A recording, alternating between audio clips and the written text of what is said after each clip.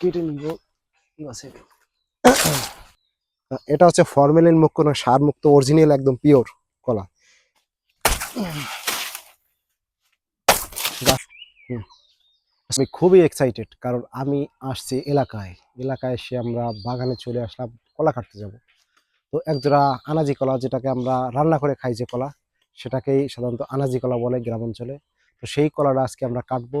তো আমরা কিভাবে এলাকায় মানুষ কলা কাটে বা আমরা তার একটা ভিডিও পাবেন আমাদের দেখতে। আমরা আসছি কলা কাটতে, কলাটা হচ্ছে এই যে দেখেন একটা গাছে কলা আছে।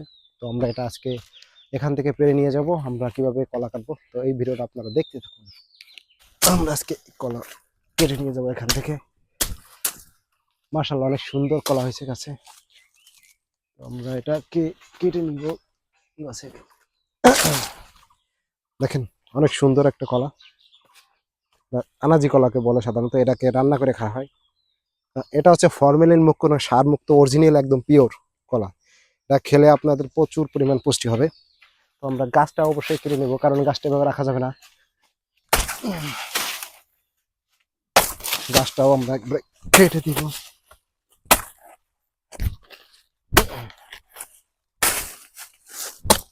ভাবে কেটে দিলে আর কি টুকরো টুকরো করে দিলে পচে নষ্ট হয়ে যাবে, পরে আবার পরিষ্কার করা লাগবে না।